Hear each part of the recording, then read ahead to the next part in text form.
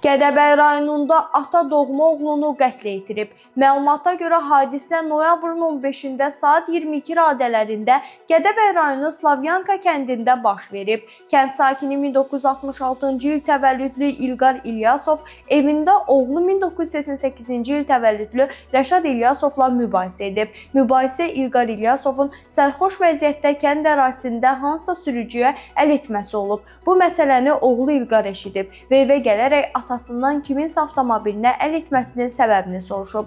Sərxoş vəziyyətdə olan İlqar İlyasov heç bir avtomobilə əl etmədiyini bildirib və ata-oğul arasında mübahisə yaranıb. Mübahisə davaya çevrilib və sərxoş vəziyyətdə olan İlqar mətbəx bıçağı ilə Rəşada kürək nahiyəsindən zərbə endirib. Rəşad aldığı xəsarətdən qan itirərək dünyasını dəyişib. Polis əməkdaşlarının keçirdikləri tədbirlərlə hadisəni törətməkdə şübhəli bilinən mərhumun atası 1966-cı il təvəllüdlü İlqar Ləzimoğlu İlyasov tutulub. Faktla əlaqədar cinayət işi başlanılıb və İlqar İlyasov barəsində məhkəmə qərarı ilə həbs qətimkan tədbiri seçilib. İş Gəncə Ağır Cinayətlər Məhkəməsinə göndərilib. Məhkəmənin hökmü ilə İlyasov 9 il azadlıqdan məhrum edilib.